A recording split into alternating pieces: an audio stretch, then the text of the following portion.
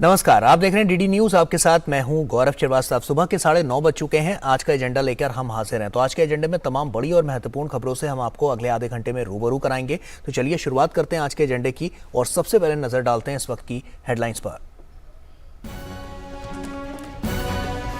प्रधानमंत्री नरेंद्र मोदी आज सुबह नई दिल्ली स्थित विज्ञान भवन में केंद्रीय सतर्कता आयोग के सतर्कता जागरूकता सप्ताह के अवसर पर आयोजित कार्यक्रम को करेंगे संबोधित। प्रधानमंत्री मोदी सीवीसी के नए शिकायत प्रबंधन प्रणाली पोर्टल का भी करेंगे शुभारंभ।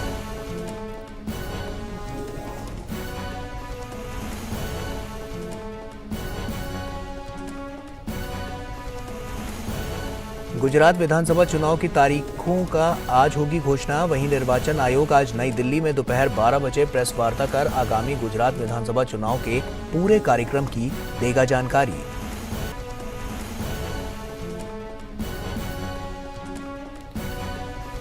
और हिमाचल प्रदेश विधानसभा चुनाव प्रचार में सभी पार्टियों ने झोंकी पूरी ताकत। रक्षा मंत्री और वरिष्ठ भाजपा नेता राजनाथ सिंह की आज राज्य में चुनावी रैलियां। वहीं कांग्रेस और आम आदमी पार्टी ने भी मतदाताओं को लुभाने के लिए लगाया एड़ी चोटी का जोर।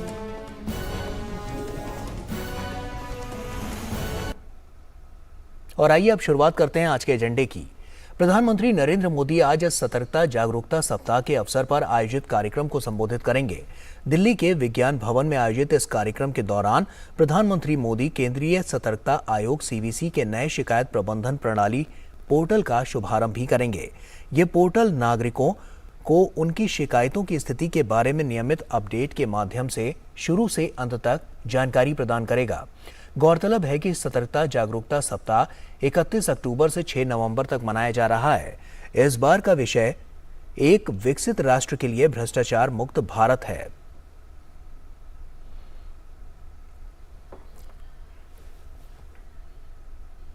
और इसी पर हमारे सहयोगी विकास सारथी हमारे साथ जुड़ चुके हैं। विकास का रुख करते हैं। विकास, सुबह भी आपसे हम बात कर रहे थे इस विषय को लेकर, क्योंकि ये कार्यक्रम काफ़ी महत्वपूर्ण है और एक बड़ी पहल यहाँ सरकार की तरफ से एक बार फिर से नजर आने वाली है।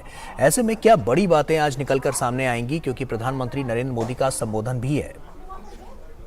बिल्कुल गौरव, जैसा आप अभी बता रहे थे कि अब सतर्कता सप्ताह हम पहले ही मना रहे हैं, जो 31 अक्टूबर से 6 नवंबर तक चलेगा। और इस दौरान अलग अलग जो सरकारी दफ्तर हैं वहाँ पर जागरूकता कार्यक्रम चलाया जा रहा है। खुद सीवीसी जो मुख्य सतर्कता आयुक्त का कार्यालय है वहाँ पर एक नया सिस्टम अब लागू किया जा रहा है, जिसमें जो भी शिकायत करते हैं लोग सीवीसी में किसी भी विभाग से संबंधित, उसकी जानकारी शिकायतकर्ता ऑनलाइन देख सकेंगे कि वो अभी किस स्थिति में है।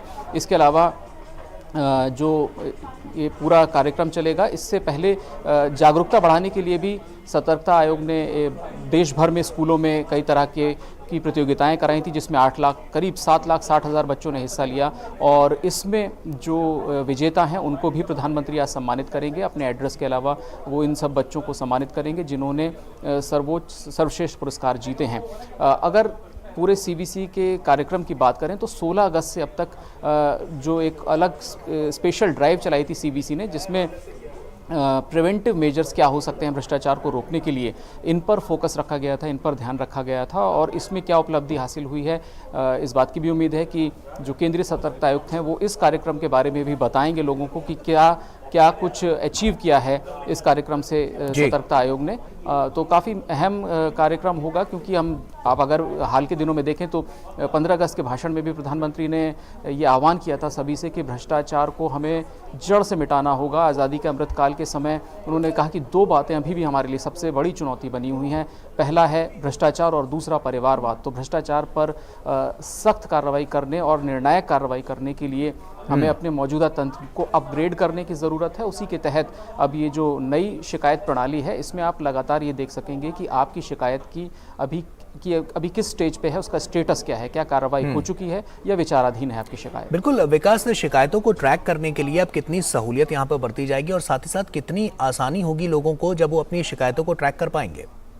बिल्कुल गौरव, पहले भी इस तरह की शिकायत करने के लिए एक प्लेटफॉर्म था, प्रावधान था। और उससे पहले जब इस तरह का ई गवर्नेंस नहीं था तब भी शिकायतों के लिए एक तंत्र था। लेकिन अगर हम उसकी बात करें तो वो एक बड़ा ही कम्बरसम, जिसको बोल सकते हैं भारी भरकम प्रक्रिया थी, जिसमें आप शिकायत लिखित में दें, उस पर कार्रवाई हो रही है, क्या कार्रवाई हो रही है, उसके लिए आपको बार बार दफ्तरों के चक्कर लगाने पड़ते थे। कई बार बहुत सारे मौक़ों पर ये कहा जाता था कि ये गोपनीयता से जुड़े मामले हैं, इसीलिए जानकारी नहीं दी जाती थी शिकायतकर्ता को। तो एक बहुत बड़ा बदलाव है। अगर आप अपनी शिकायत पर ये देख सकते हैं कि क्या कार्रवाई की जा रही है, तो ये आप कहें कि जैसे आरटीआई से एक ताकत मिली थी लोगों को, ये उससे भी बड़ी ताकत आप कह सकते हैं भ्रष्टाचार से लड़ने में काम आएगी। क्योंकि पहले जो शिकायत का स्टेटस था वो जानने के लिए आपको विभागों पर निर्भर रहना पड़ता था। जब ऑनलाइन जानकारी उपलब्ध होगी तो जाहिर है एक दबाव भी बढ़ेगा ऐसे भ्रष्ट अधिकारियों कर्मचारियों के ऊपर कि उनके खिलाफ जो शिकायतें हैं उन पर तेज़ी से कार्रवाई हो रही है। तो करप्शन फ्री, जो अभी आप बात भी कह रहे थे कि इस साल का जो जिसको कहें कि मोटो रखा गया है, वो ये है कि करप्शन फ्री इंडिया बनाना होगा, हमें एक विकसित भारत के लिए एक भ्रष्टाचार मुक्त भारत बनाना होगा, ये थीम है इस बार की। तो इसी के तहत ये सारे कार्रवाई की जा रही है, इसी के तहत ये सारे सिस्टम्स अपग्रेड किए जा रहे हैं ताकि एक सिटीज़न फ्रेंडली प्लेटफॉर्म मिल सके लोगों को। बिल्कुल विकास, आधुनिकता के इस दौर में और ज़्यादा आधुनिकता को किस तरह से प्रोत्साहन मिले, किस तरह से उसमें और ज़्यादा उसको आधुनिक बनाया जाए, हाईटेक जो चीज़ें पहले से हैं उसको और ज़्यादा हाईटेक बनाने के लिए प्रणाली हमने देखी है कि सरकार लगातार काम कर रही है। उसी कड़ी में ये एक और महत्वपूर्ण कदम है जो कहीं ना कहीं लोगों की जो ज़रूरतें हैं और लोगों की जो परेशानियां हैं उनको हल करने में काफ़ी कारगर साबित होगा। बिल्कुल गौरव, जैसे जब भी हम ये बात करते हैं ई गवर्नेंस खास तौर से जहाँ जहाँ पर आप इंटरेक्शन कम करेंगे, यानी जो सिटीज़न है, जो नागरिक है, अगर उसको कम से कम लोगों से मिलना होगा, कम से कम अधिकारी या कर्मचारियों के पास उसको फिजिकल प्रेजेंस की ज़रूरत होगी, उतना आप भ्रष्टाचार को कम से कम कर सकते हैं। तो ई गवर्नेंस और टेक्नोलॉजी पर जो निर्भरता है वो न केवल एक स्पीडी सिस्टम देती है बल्कि उसमें भ्रष्टाचार की जो संभावनाएं हैं उनको भी कम से कम न्यूनतम किया जा सकता है। तो ई गवर्नेंस पर इसीलिए आप देखें कि सभी विभागों में जो सरकारी कार्यालय हैं उनमें ई गवर्नेंस, ई फाइलिंग, इन सारी चीज़ों पर खास तौर पर फोकस किया जा रहा है पिछले कुछ सालों से। ठीक है विकास, आप नज़र बनाकर रखिए क्योंकि कार्यक्रम बहुत महत्वपूर्ण है। हम आगे भी आपसे इस पर चर्चा करते रहेंगे और अपडेट लेते रहेंगे। बहुत बहुत शुक्रिया तमाम जानकारी हमसे साझा करने को। ये सीधी तस्वीरें हम आपको दिखा रहे हैं। आज कोहिमा युद्ध स्मारक पर जाकर राष्ट्रपति द्रौपदी मुर्मू यहाँ पर श्रद्धांजलि अर्पित कर रही हैं। सीधी तस्वीरें हम आपको दिखा रहे हैं।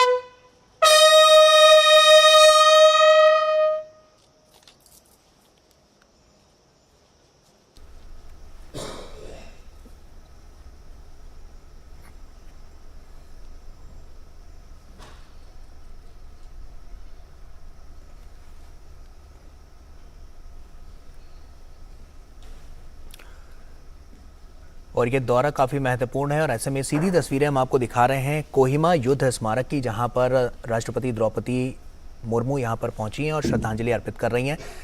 सुधीर यादव हमारे सहयोगी हमारे साथ जुड़ चुके हैं। सुधीर, तस्वीरों में साफ तौर पर हम देख पा रहे हैं और ऐसे में कितना महत्वपूर्ण ये पूरा दौरा और उसके अलावा कि जब श्रद्धांजलि यहाँ पर अर्पित की जा रही है, बहुत बड़ी और विचार यहाँ पर साझा किए जा रहे हैं, क्या ताज़ा जानकारी?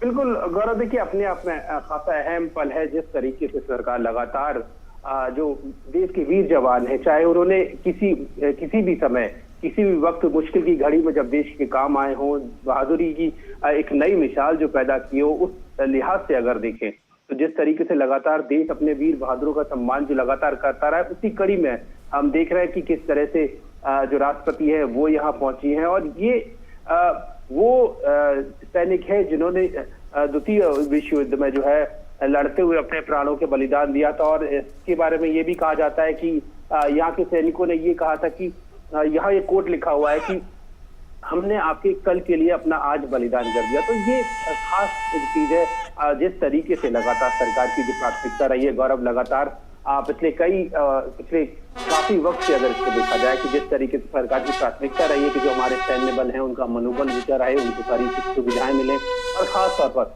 जिस तरीके से सरकार के सामने, देश के सामने परिस्थितियां रही, उस स्थिति में किस तरीके से देश को बेहतर साजो सामान मिलने की इंडिया को लेकर किस तरीके से सरकार आगे बढ़े, ये सारी परिस्थितियों में राष्ट्रपति का ये दौरा अपने आप में और ज्यादा अहम हो जाता है। और खास तौर पर नॉर्थ ईस्ट के लिहाज से जिस तरीके से देखें गौरव की, जिस तरीके से सरकार की प्राथमिकता बहुत महत्वपूर्ण है, बहुत ऊंचे स्तर की है कि लगातार न केवल नॉर्थ ईस्ट के लोग हैं जो उनको मुख्य धारा में लेकर आया जाए, बल्कि उनके साथ एक ऐसा भाव, कनेक्ट का भाव जो है वो पूरी तरह से साझा की जाए। उस कड़ी में राष्ट्रपति यहाँ पहुंची हैं और जो वार समेटी पर अभी आए हैं, और बहादुर जवान हैं जिन्होंने देश की सेवा में अपना सर्वोच्च बलिदान दिया, उनको श्रद्धा सुमन अर्पित कर रही हैं। बिल्कुल वही सीधी तस्वीरें हम दिखा भी रहे थे अपने दर्शकों को। ऐसे में बहुत बहुत शुक्रिया आपका तमाम जानकारियां हमसे साझा करने के लिए। तो काफ़ी महत्वपूर्ण दौरा ये राष्ट्रपति द्रौपदी मुर्मू का, जिससे जुड़ी हुई ये सीधी तस्वीरें हम आपके साथ साझा कर रहे थे। आगे बढ़ते हैं। निर्वाचन आयोग आज गुजरात विधानसभा चुनावों की तारीखों की घोषणा करेगा। निर्वाचन आयोग आज दोपहर 12 बजे प्रेस वार्ता करेगा। इसके लिए चुनाव आयोग ने तैयारियां भी पूरी कर ली हैं। पिछली बार साल 2017 में गुजरात में 2 चरण में विधानसभा चुनाव हुए थे।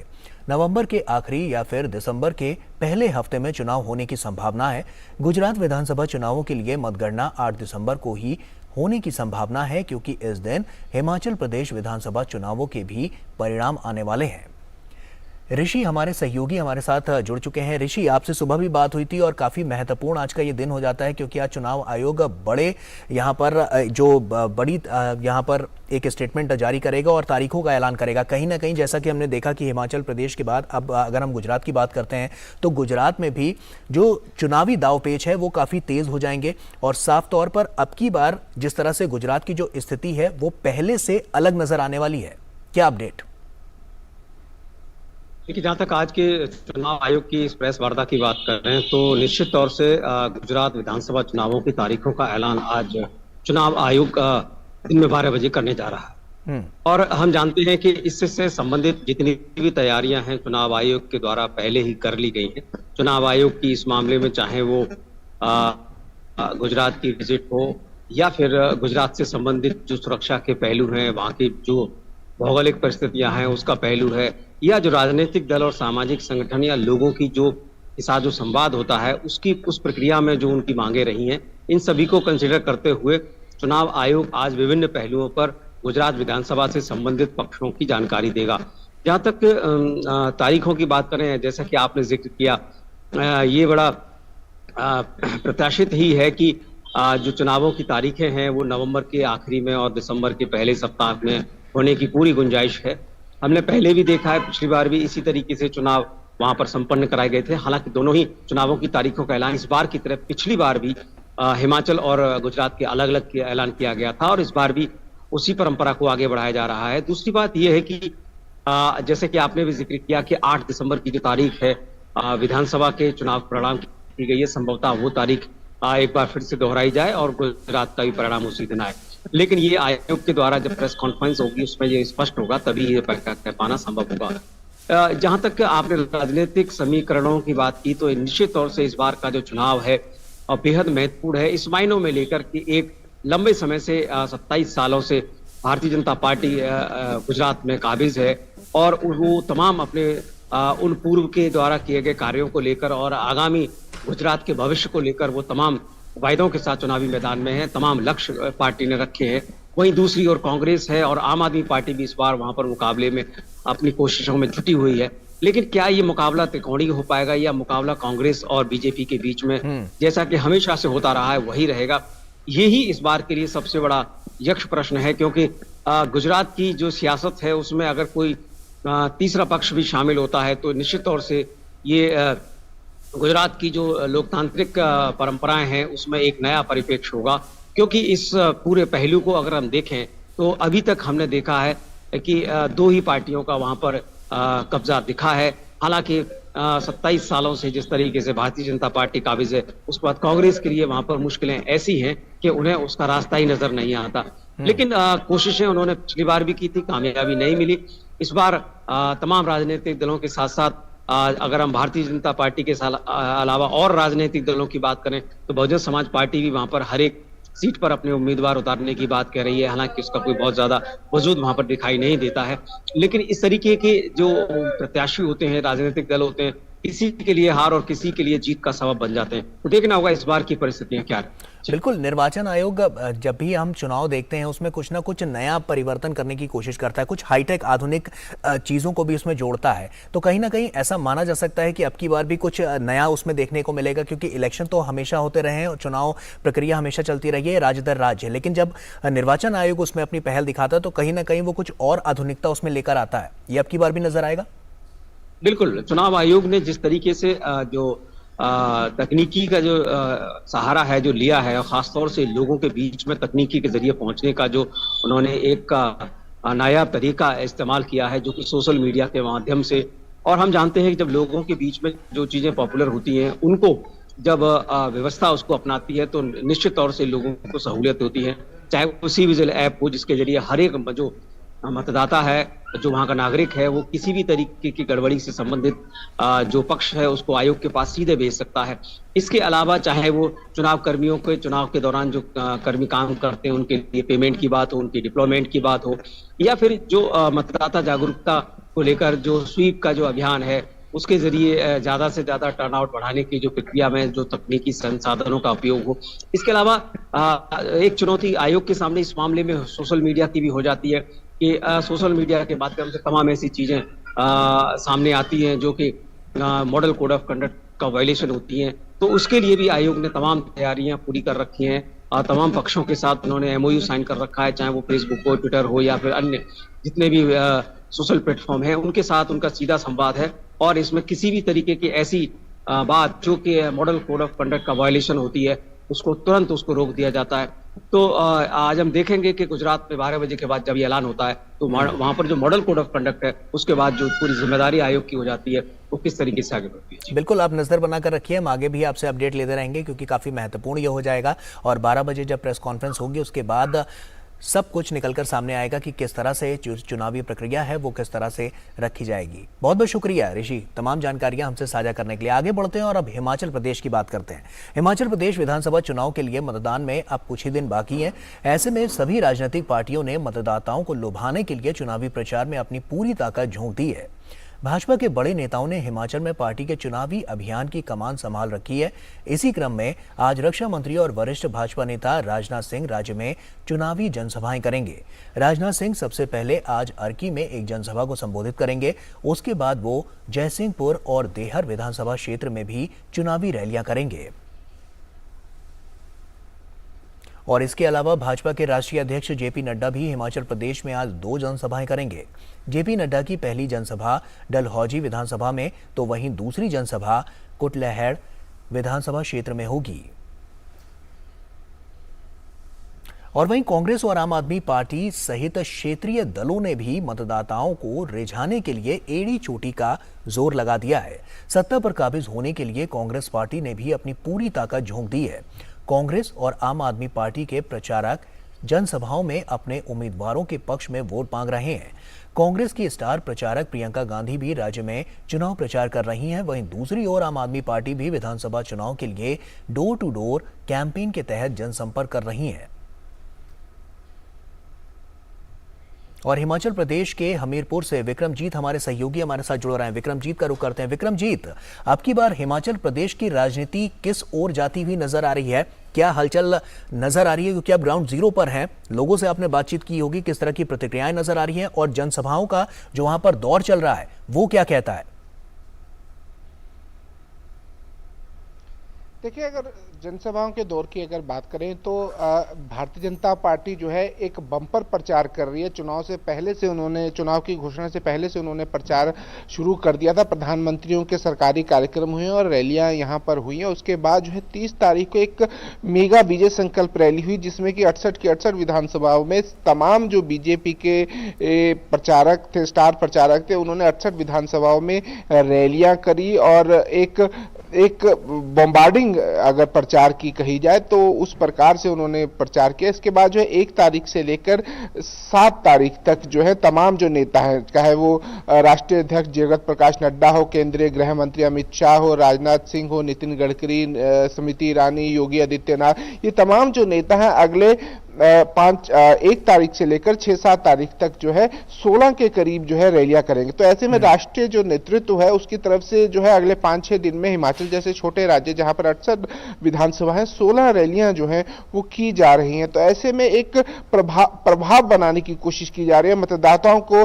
आकर्षित करने की कोशिश की जा रही है। प्रधानमंत्री का भी कार्यक्रम जो है वो 5 तारीख का है, 2 रैलियां कर रहे हैं। कुल मिलाकर प्रधानमंत्री की 4 रैलियां जो है वो निर्धारित की गई हैं, यानी कि चारों लोकसभा क्षेत्र में प्रधानमंत्री की रैलियां निर्धारित की गई। जहां तक अगर कांग्रेस की बात करें तो प्रियंका गांधी जो है उन्होंने मोर्चा संभाला हुआ है, उनकी रैलियां हुई हैं।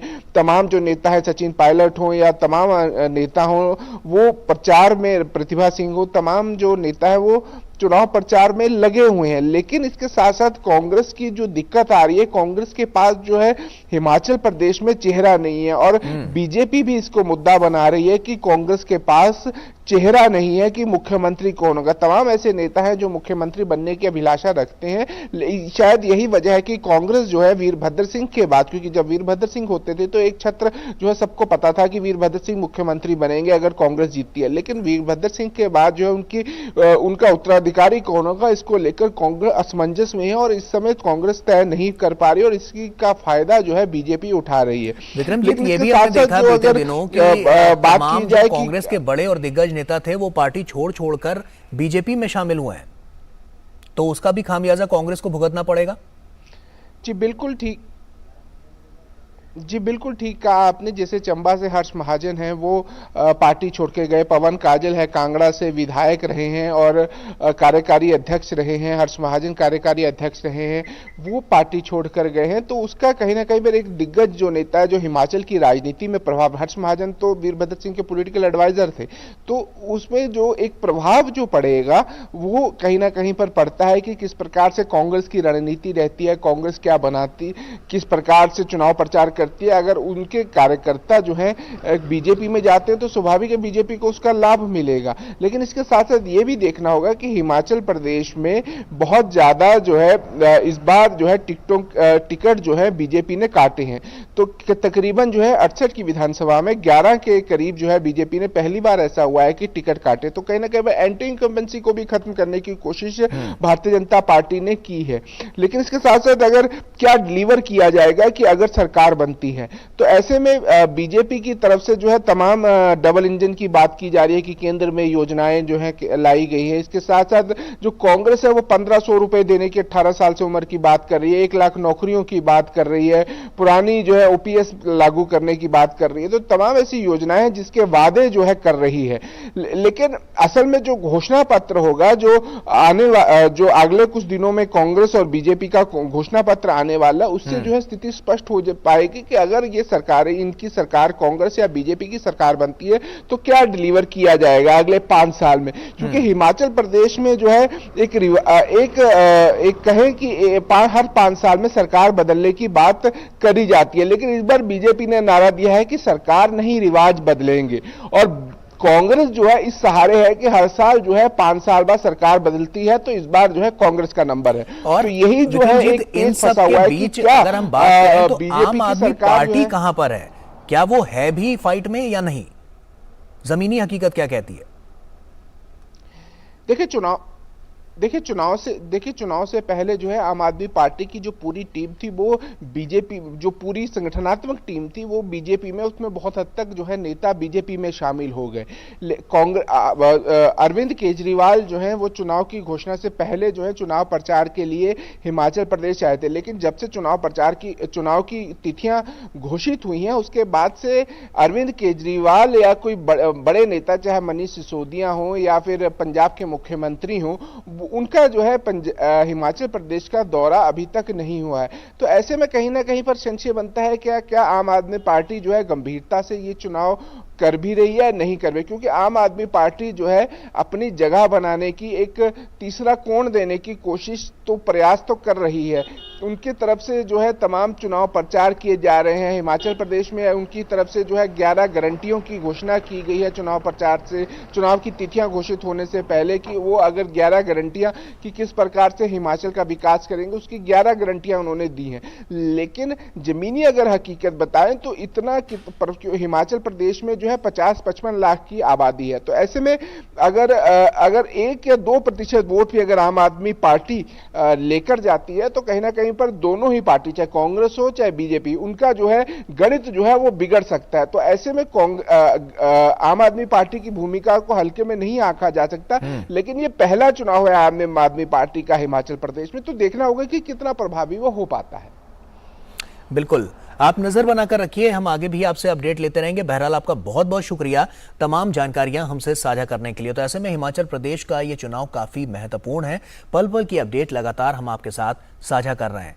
बहरहाल आज के एजेंडा में अभी के लिए फिलहाल इतना ही, लेकिन खबरों का सिलसिला लगातार जारी है। आप बने रहिए डीडी न्यूज के साथ। हमारी पूरी टीम को दीजिए इजाजत। नमस्कार।